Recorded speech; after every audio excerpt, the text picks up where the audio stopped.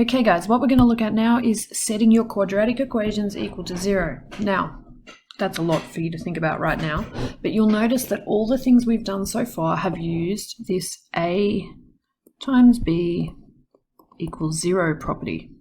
Okay, so this is what we've been using so far with all the quadratic equations to solve them, to find x. Okay, now this only works because of this, the equals 0 part. Okay, if it's equal to 2, there are an unlimited number of things that can equal 2 when you multiply them. Okay, because you can have fractions, you can have decimals, you can have all kinds of things.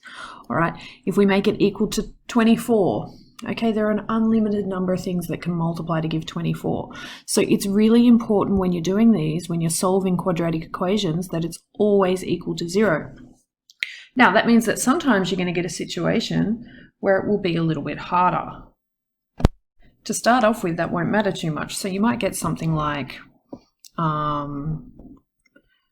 x squared equals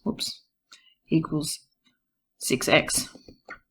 Okay, if you get something like this, again, some people go, oh, I'll just divide by x because I can see there's an x on both sides.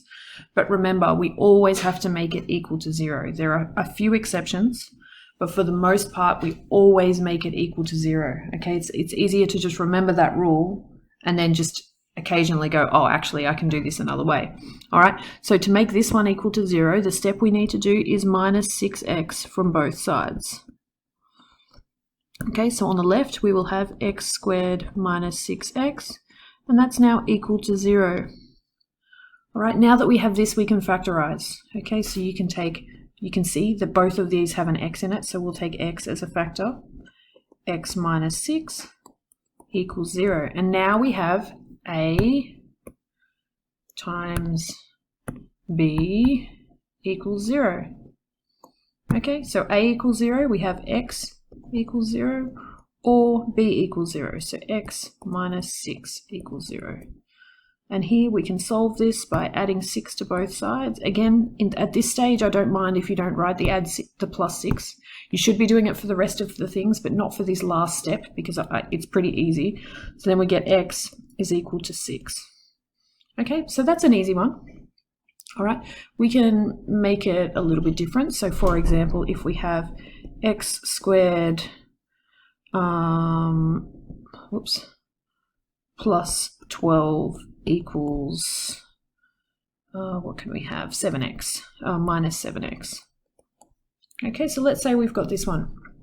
All right, so again, you should look at this. You see you've got an x squared on the left. You've got an x squared somewhere in there. Therefore, make it equal to 0 as soon as you see something squared. So in this case, to make it equal to 0, we have to plus 7x. It's got to move.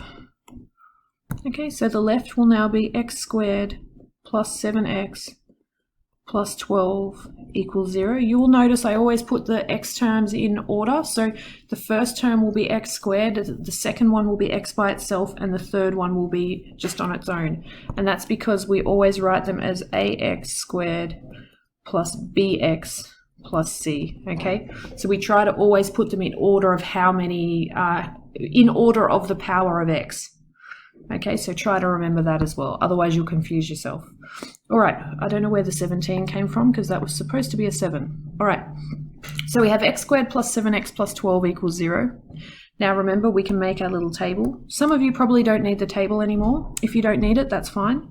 Okay, but it's there for the people that do. So a times c, we have to multiply to give, and we have to plus to give b. So a times c is 1 times 12, which is 12. And b is 7. Okay, so times to give 12. We have 3 times 4, we have 1 times 12, 2 times 6, that'll do. Okay, they're both positive, so we don't care about the negatives. 3 plus 4 is 7, 1 plus 12 is 13, 2 plus 6 is 8. And I know that most of you don't need to do this whole table, but it helps you when they get harder if you've got that practice. Okay, so we can see it's this one.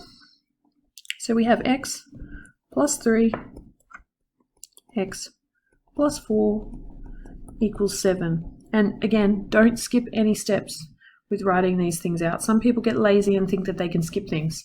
They go, oh yeah, but the textbook says that you don't have to do this. Well, the textbook doesn't mark your tests, I do, so please make sure you're doing what you're told.